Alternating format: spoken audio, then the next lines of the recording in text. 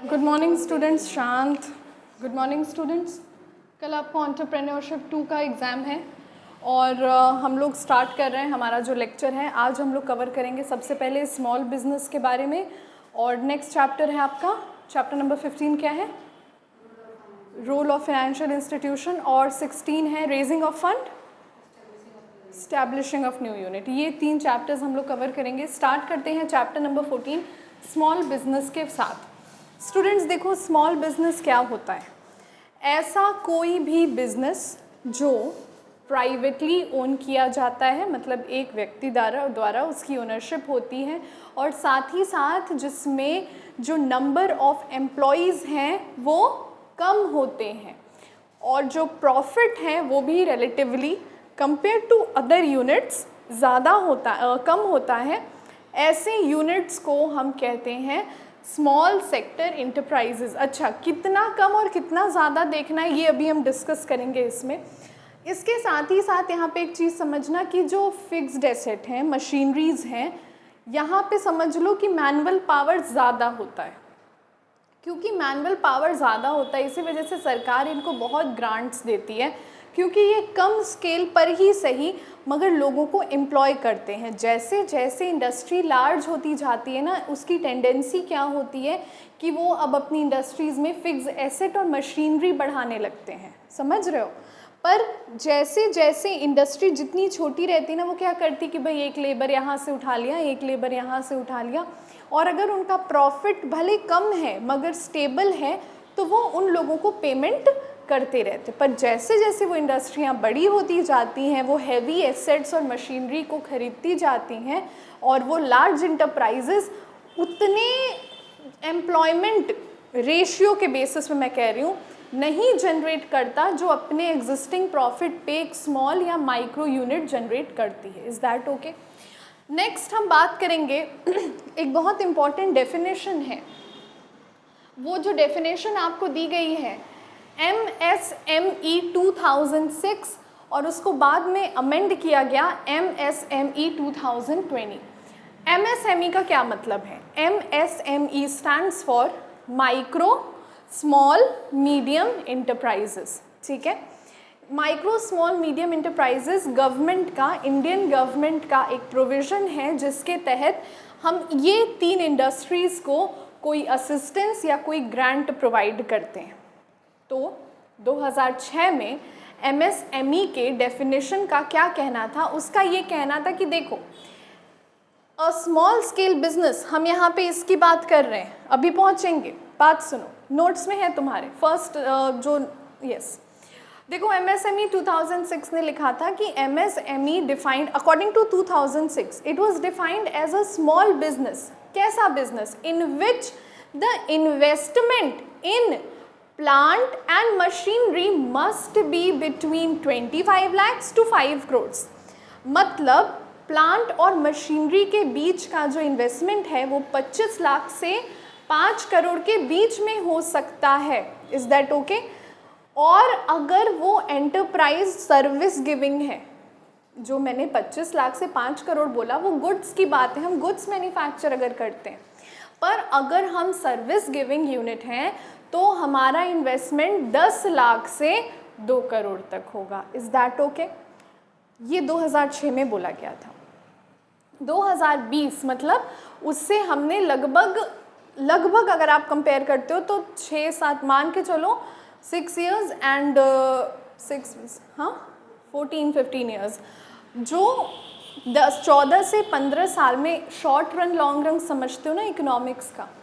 तो जब long run 15 साल can be said to be a period of a initial long run, जहाँ पे हर फैक्टर ऑफ प्रोडक्शन चेंज हुए, वेरिएबल्स चेंज हुए, देश हमारा और इंडस्ट्रियलाइज्ड हुआ, तो ऐसे में इस डेफिनेशन को भी रिन्यू किया गया। और देखो क्या हुआ, जो लेटेस्ट MSME की डेफिनेशन 2020 है वो कहती है कि स्मॉल यूनिट बिजनेस का अर्थ है ऐसा कोई बिजनेस जिसमें इन्वेस्टमेंट 10 करोड़ तक की है, 10 करोड़, और प्रॉफिट 50 करोड़ तक का है। You are seeing the difference, starting from 25 lakh to 5 crore. अब इन्वेस्टमेंट ही, प्लांट और मशीनरी ही 10 करोड़ की है और प्रॉफिट 50 करोड़ या अगर उससे कम है तो हम आपकी इंडस्ट्री को स्मॉल इंडस्ट्री मानेंगे। Is that okay? ये छोटा सा मैंने चार्ट ड्रॉ किया है, have a look at it. सबसे अच्छा, पहली बात, ये जो चार्ट है ये हमारा MSME 2006 के डेफिनेशन के अनुसार है, क्योंकि 2006 का डेफिनेशन आपकी बुक में ज़्यादा पूछा है। इंटरप्राइजेस अगर मैन्युफैक्चरिंग है तो ऐसे इंटरप्राइजेस में प्लांट और मशीनरी की इन्वेस्टमेंट माइक्रो में 25 लाख या उससे कम, स्मॉल में 5 करोड़ या उससे कम या उससे कम, और मीडियम में 10 करोड़ या उससे कम, less than equal to 10 crore. और अगर सर्विस में इन्वॉल्व है तो 10 लाख या उससे कम, 2 करोड़ या उससे कम और 5 करोड़ या उससे कम। Is that okay? आगे बढ़ाते हैं हम क्लास को और चलते हैं इसी चैप्टर के नेक्स्ट टॉपिक पे।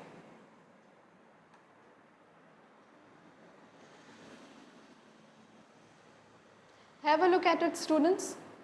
अब हम ज़रा बात करते हैं कि एक स्मॉल स्केल इंडस्ट्री का कैरेक्टरिस्टिक क्या होता है, फीचर क्या होता है। फीचर के बारे में जब हम बात करते हैं तो सबसे पहली चीज़ आपने समझनी है उसकी ओनरशिप। देखिए स्टूडेंट्स, अगर उस एंटरप्राइज की जो ओनरशिप है, जनरली स्मॉल इंटरप्राइज की ओनरशिप होती है 1 पर्सन द्वारा रेगुलेट होती है, माइक्रो और स्मॉल दोनों की। अगर उसकी ओनरशिप एक व्यक्ति के हाथ में रेस्ट करती है और कह सकते हो कि सोल प्रोप्राइटरशिप है, और बहुत है तो पार्टनरशिप हो सकता है, और ऐसा पार्टनरशिप भी नहीं जहाँ पे 50 हैं या 100 पार्टनर्स हैं, नहीं, हम बात कर सकते हैं 2-3 मैक्सिमम। दूसरी चीज़ होती है जेस्टेशन पीरियड। जेस्टेशन पीरियड का अर्थ बेसिकली ये होता है, जेस्टेशन पीरियड का अर्थ ये होता है कि जब एक ह्यूमन या किसी मैमल को अपना offspring right from the time of conception to the time of delivery का वो जो टाइम होता है, जैसे the gestation period of elephant is 22 months. Elephant जो ऑफस्प्रिंग देते हैं वो ऑफस्प्रिंग 22 महीने में मैच्योर होके इस दुनिया में आता है। पर यहाँ पे जेस्टेशन पीरियड का मतलब वो नहीं है। यहाँ पे जेस्टेशन पीरियड का मतलब है कि अगर हम इन्वेस्टमेंट कर रहे हैं तो कम से कम कितना समय लगेगा, कम से कम या अधिक से अधिक जो भी कहिए, कितना समय लगेगा उस इन्वेस्टमेंट को फ्रूटिफाई होने में, मतलब टर्नओवर जनरेट करने में। तो अगर हम स्मॉल इंडस्ट्रीज़ की बात करते हैं तो जनरली यहाँ पे starting from investment to turnover का पीरियड, जेस्टेशन पीरियड कम होता है as compare to large industry, जहाँ पे जितनी ज़्यादा इन्वेस्टमेंट उतना लंबा जेस्टेशन पीरियड, जितनी कम इन्वेस्टमेंट उतना कम जेस्टेशन पीरियड। तो यहाँ पे इन्वेस्टमेंट क्योंकि कम होता है तो टर्नओवर भी आप उम्मीद कर सकते हैं 2 से 3 साल में आपको मिल जाएगा। The next thing is area of operation. Area of operation को बहुत सरल भाषा में हम उस कंपनी का, उस इंटरप्राइज का कार्यक्षेत्र भी बोल सकते हैं। देखो, एक स्मॉल या माइक्रो यूनिट का जो एरिया ऑफ ऑपरेशन होता है वो जनरली एक जिले, एक डिस्ट्रिक्ट तक ही रिस्ट्रिक्टेड होता है। वो कोई मल्टीनेशनल कंपनी खोल के नहीं बैठे हैं। जैसे हमारे गोरखपुर में टेराकोटा का जो टॉयज़ होते हैं, शो पीसेस होते हैं, तो आपको बहुत हद तक मिलेगा, तो ये लखनऊ, कानपुर, नोएडा तक मिल जाएगा। It is very rare that you happen to find out of UP, और अगर आप पाते भी हो ना तो उसकी कॉस्ट इतनी ज़्यादा रहती है। तो एरिया ऑफ ऑपरेशन जो होता है वो काफ़ी लिमिटेड होता है। नेक्स्ट हम बात करते हैं टेक्नोलॉजी की। देखो, टेक्नोलॉजी के बारे में मैंने अभी एक चीज़ बोली, स्टूडेंट्स, टेंडेंसी क्या होती है ना, स्मॉल या माइक्रो एंटरप्रेन्योर्स जो होते हैं अभी नए नए, फिर जैसे जैसे वो लार्ज एंटरप्रेन्योरशिप की तरफ बढ़ते जाते हैं वो मैनुअल पावर को मशीनरी से रिप्लेस करने लगते हैं। तो टेक्नोलॉजी का जो यहाँ पे इस्तेमाल है किसमें, माइक्रो और स्मॉल में, मान के चलो it is comparatively less to the large industries. Is that okay? उसके बाद the next is resources. Resources का मतलब है संसाधन। यहाँ पे हम फैक्टर्स ऑफ प्रोडक्शन के बारे में भी बात कर सकते हैं। फैक्टर्स ऑफ प्रोडक्शन ही किसी भी बिजनेस के लिए रिसोर्सेज होते हैं। फैक्टर ऑफ प्रोडक्शन होते हैं 4: land, labour, capital and entrepreneurship. तो ये जो 4 आपके फैक्टर्स ऑफ प्रोडक्शन हैं, ये कहाँ से वो एंटिटी अक्वायर कर रही है, इसी के बारे में बोला गया है। और जनरली ये अपने लोकल क्षेत्र से ही एम्प्लॉय करेगी। जब तक आप अपने लोकल क्षेत्र में लोगों को एम्प्लॉयमेंट नहीं दे पाओगे, तब तक आप बाहर से कैसे उम्मीद कर सकते हो कि आप बंदे में बुला के उनको एम्प्लॉय करोगे। देखो, जनरली कोई यूनिट बंद होने से इसीलिए सरकार घबराती है और कुछ इंडस्ट्रीज़ को सिक यूनिट में इसीलिए डाल देती है कि सरकार अब खुद उस इंडस्ट्री को रिवाइव करेगी। जब हम किसी को सिक यूनिट कहते हैं, वहाँ पे जब सरकार उस इंडस्ट्री को खुद रिवाइव करती है, केवल एक पर्पज़ होता है कि वो इंडस्ट्री 100 से 200 लोगों को रोज़गार दी होती है। और जब वो इंडस्ट्री लॉसेस इनकर करने लगती है तो प्राइवेट इंडिविजुअल के हाथ में नहीं रहता है कि वो उस इंडस्ट्री को चला पाए। तो कम से कम कुछ नहीं तो वो 100 से 200 लोग बेरोज़गार ना हो जाएं, इस वजह से सरकार उनको सिक यूनिट डिक्लेयर करके खुद इन्वेस्टमेंट करके उस यूनिवर्सिटी को पुनर्जीवित करने का प्रयास करती। और अंतिम बात है फ्लेक्सिबिलिटी। देखो, माइक्रो और स्मॉल इंडस्ट्रीज़ में फ्लेक्सिबिलिटी, तुम खुद बताओ, क्या यहाँ पे फ्लेक्सिबिलिटी का कंपोनेंट होगा या नहीं होगा? बिल्कुल होगा, क्योंकि अभी भी चीज़ें यहाँ पे एंटरप्रेन्योर के हाथ में है। जब चीज़ें लार्ज स्केल पे हो जाएंगी, 10 मैनेजर्स, 10 डिपार्टमेंट्स, 10 अलग अलग लोग, वहाँ पे उसके हाथ में नहीं रहेगी। But when you are talking about flexibility, क्योंकि आपका अभी पूरा कंट्रोल है आपके बिजनेस पे, तो आप अपने हिसाब से चीज़ों को डिज़ाइन कर सकते हो। ये फीचर्स थे स्मॉल स्केल यूनिट्स के। Now we are going to talk about classification of small enterprises. देखो, सबसे पहला जो मैंने लिखा हुआ है मैन्युफैक्चरिंग, इतना क्लियर है। मैन्युफैक्चरिंग में हम कोई ना कोई चीज़ों की प्रोडक्शन में इन्वॉल्व हैं। अब यहाँ ज़रा ध्यान देना, यहाँ पे 2 तरह की इंडस्ट्रीज़ होती हैं। एक होती हैं तुम्हारी विलेज इंडस्ट्रीज़ और दूसरी होती हैं तुम्हारी handloom industries.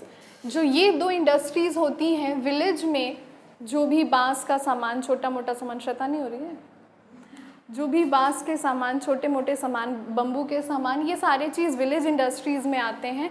And handloom industry में ट्रेड फेयर आपने देखा है, एक यहाँ पे एक लोकल फेयर लगता है डिज्नीलैंड नाम का, वहाँ पे लकड़ियों के सामान आपको दिखते होंगे। लकड़ी के बॉक्स होते हैं, शोपीस होते हैं, हाथ से बिने हुए बैग्स होते हैं, ये होते हैं हैंडलूम इंडस्ट्री, जिसे कहते हैं हस्तशिल्प कला। यहाँ पे मशीन का प्रयोग नहीं होता है, लोगों की कारीगरी इन्वॉल्व होती है। The production of goods and show pieces from the process of hand weaving is known as handloom industry. उसके बाद स्टूडेंट्स हम बात करते हैं एंसिलरी इंडस्ट्रीज़ की। एंसिलरी इंडस्ट्रीज़ को हम ऑक्सिलरी इंडस्ट्रीज़ भी कहते हैं। ऑक्सिलरी इंडस्ट्रीज़ का जनरली काम क्या होता है, ये स्पेयर पार्ट्स में डील करते हैं। किसके स्पेयर पार्ट्स? फिनिश गुड्स के स्पेयर पार्ट्स। मतलब मान लो अगर रॉयल एनफील्ड की मैं बात करूं, ठीक है, हर बड़ी इंडस्ट्री काफ़ी सारी छोटी इंडस्ट्रीज़ को रोज़गार देती है। तो मान लो अगर I am talking about royal Enfield के बाइक्स के बारे में अगर मैं बात करती हूँ, तो उसकी जो सीट होती है, वो जो रबर की उसकी सीट होती है, लेदर की सीट होती है, वो कोई ना कोई बनाता होगा। अब वो हो सकता है एक स्मॉल स्केल पे काम कर रहा बंदा हो, क्योंकि लेदर पहले एक्सट्रैक्ट होता होगा, फिर वो पहुंचता होगा, फिर वो उसकी प्रोसेसिंग होती होगी। प्रोसेस तो लंबा इन्वॉल्व है, मगर एक लार्ज इंडस्ट्री लार्ज बनते बनते काफ़ी सारे स्मॉल इंडस्ट्रीज़ को भी खड़ा करती है और उनको भी रोज़गार देती है। ऐसी ही इंडस्ट्रीज़ जो ऐसी बड़ी इंडस्ट्रीज़ के लिए स्पेयर पार्ट सप्लाई करने का काम करती हैं, ऐसी इंडस्ट्रीज़ को हम क्या कहते हैं? Ancillary industry. उसके बाद है सर्विस गिविंग इंडस्ट्रीज़, जिनमें मेंटेनेंस और रिपेयर का काम है। ये जितने सर्विस सेंटर्स हैं, आपका महिंद्रा का सर्विस सेंटर है, यहाँ पे अलग अलग ऑटोमोबाइल्स का सर्विस सेंटर है, इन्होंने फ्रेंचाइजी ही तो ले रखी है। तो ये सोचो वो बड़ी बड़ी इंडस्ट्रीज़ इनको भी रोज़गार देने का काम कर रही हैं। फीडर इंडस्ट्री, फीडर का क्या मतलब होता है? बेसिकली फीडर ना, वो जो छोटे बेबीज़ होते हैं उनके, हाँ, उनके जो एक स्पेशल यूटेंसिल्स आते हैं, तो उन बच्चों के लिए एक फीडर भी आता है। इट इज़ काइंड ऑफ, कभी सुना you are a spoon fed child, मुहावरे में बोलते हैं यू आर स्पून फेड, मतलब किसी को बहुत पैम्परिंग और बहुत ऐशो आराम की जीवन मिली हो तो that is called spoon fed, मतलब जो हिंदी में कहते हैं कि इनको तो थाली में परोस के सब कुछ मिल गया। Feeder industries, it is like that. Feeder industries का मतलब ये होता है intermediate goods for utilisation by other enterprises in their manufacturing. मतलब इन इंडस्ट्री का काम ये होता है दूसरी इंडस्ट्रियों के काम को आसान बनाना। स्पून फेड का मतलब क्या, जिसका जीवन आसान रहा हो। तो फीडर इंडस्ट्री ऐसे गुड्स का, जैसे आउटसोर्सिंग, कॉल सेंटर मतलब आउटसोर्सिंग करते हैं, तो हम नॉलेज आउटसोर्सिंग करते हैं, बिजनेस प्रोसेसिंग आउटसोर्सिंग करते हैं। मतलब बिजनेस का कोई कम इम्पोर्टेंस का काम हमने कॉन्ट्रैक्ट पे बोला कि हम कर देंगे, और बिजनेस वाले इतने व्यस्त थे, बोले हाँ आप कर दीजिए क्योंकि हमारे पास और भी ज़रूरी चीज़ें हैं। तो that is known as feeder industry. उसके बाद हम आते हैं माइनिंग इंडस्ट्री में, जो एक्सट्रैक्शन के काम में इन्वॉल्व होती हैं, जैसे जियोलॉजिकल मटेरियल, आयरन हो सकता है, डायमंड हो सकता है, वो होती है माइनिंग इंडस्ट्री। और अंतिम है एक्सपोर्ट ओरिएंटेड इंडस्ट्रीज़। इन पे सरकार का बहुत खास ध्यान होता है क्योंकि ये जो इंडस्ट्रीज़ होती हैं आपके लिए फॉरेन एक्सचेंज जनरेट करके देती हैं। तो एक्सपोर्ट इंडस्ट्रीज़ जो हैं, एक्सपोर्ट स्मॉल स्केल इंडस्ट्री, समझ लो इस चीज़ को, इस एक्सपोर्ट इंडस्ट्री के 50% इंडस्ट्रीज़ अभी भी स्मॉल स्केल इंडस्ट्री हैं। तो स्मॉल स्केल इंडस्ट्री का बहुत अहम रोल है देश की इकोनॉमी को बूस्ट देने में। Students, moving on to role of medium and small, micro small and medium sector enterprises. देखो, एमएसएमई का जो रोल होता है ना, वो बहुत इम्पॉर्टेंट होता है, और इसको समझना तुम्हें इस तरह से है कि ऑलमोस्ट अगर हम बात करते हैं ईयर 2020 की, जस्ट सी द इम्पॉर्टेंस, 2020 के फाइनेंशियल ईयर में there were 18.5% new micro small medium industries which were registered. नए, एकदम नए 18.5% के इंडस्ट्रीज 2020 में रजिस्टर किए गए थे। अपार्ट फ्रॉम दैट, अब we are going to see what are the major role of MSME in the Indian market. सबसे पहली हम बात करते हैं अगर एमएसएमई की, तो सबसे पहली चीज़ है टोटल प्रोडक्शन। बहुत ध्यान से देखना है इस चीज़ को। आपको ये पता है कि इंडिया काफ़ी समय तक एक एग्रीकल्चरल डोमिनेंट कंट्री रही है। अब धीरे धीरे ये डोमिनेंस कम हो रहा है because Indians are also now moving on to startups and service giving industries and everything. तो टोटल प्रोडक्शन की अगर हम बात करते हैं, स्मॉल सेक्टर इंटरप्राइजेज हमारे देश के 40%, 40% of the entire goods and services giving entities are either micro, small or medium. So you can remember this number, it is 40%. चलते हैं हमारे नेक्स्ट, जो इसका ऑब्जेक्टिव रहा है, रोल रहा है एम्प्लॉयमेंट पे। स्टूडेंट्स, लोकल एम्प्लॉयमेंट की अगर हम बात करते हैं तो लोकल एम्प्लॉयमेंट में माइक्रो, स्मॉल और मीडियम इंटरप्राइजेज ने लगभग एज ऑफ नाउ 45 से 55% की एम्प्लॉयमेंट को जनरेट किया है। और तीसरी बात, अगर हम यहाँ बात करते हैं कंट्रीब्यूशन टू एक्सपोर्ट्स की, हमारे देश के जितने एक्सपोर्ट्स हैं उनमें गुड्स और सर्विसेज को टोटल मिला के हमारे जीडीपी का 35% का हिस्सा, 35% का हिस्सा केवल किससे आता है, एक्सपोर्ट से आता है। Then we are going to talk about social welfare. Social welfare तो इसी से हो जा रहा है। कभी तुम लोगों ने दिवाली के आसपास एक यूपी गवर्नमेंट का स्कीम न्यूज़ चैनल पे बहुत प्ले हो रहा था, सुना था ये, वोकल फॉर लोकल, सुना था ना? ये सोशल वेलफेयर के तहत हुआ था। सरकार ने देखा कि हमारे यूपी में जगह जगह पर अलग अलग चीज़ें मशहूर हैं। जैसे बनारस की अगर हम बात करते हैं तो वहाँ की बुनकर की कालीनें और बनारसी साड़ियाँ, गोरखपुर की बात करते हैं तो टेराकोटा इंडस्ट्रीज़, फिरोज़ाबाद में चूड़ियों का सबसे बड़ा व्यापार है, सबसे ज़्यादा फैक्ट्रियाँ हैं, कानपुर में सबसे ज़्यादा मीडियम सेक्टर इंटरप्राइजेज़ हैं, लखनऊ में सबसे ज़्यादा कारीगरी की चीज़ें होती हैं और लखनऊ में बेशक आपको काफ़ी सारी चीज़ें मिल जाती हैं जो लखनऊ लेवल पे बहुत फेमस होती हैं और ज़्यादातर उसमें पकवान होते हैं। इन चीज़ों को ध्यान में रख के सरकार ने वोकल फॉर लोकल का एक अपना पैरामीटर खड़ा किया था, जिसके तहत दिवाली, होली, दशहरा जब लोग त्योहारों के लिए शॉपिंग करते हैं, स्पेशली दिया जो होता है, वो दिए का जो बनाते हैं ना, उन लोगों में बड़ा एम्प्लॉयमेंट जनरेट होता है।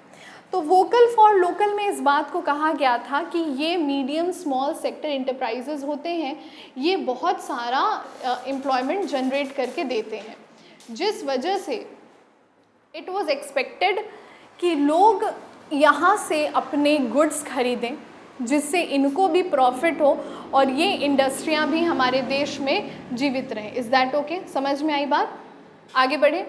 अब the next one is make in India. बेहद इम्पॉर्टेंट है मेक इन इंडिया में MCQ क्या एक इस पर थियोरी क्वेश्चन भी फॉर्म कर सकता है। And I would say students अपने नोट्स के अलावा थोड़ा बहुत इसको डिटेल में और पढ़ें, because make in India is very important.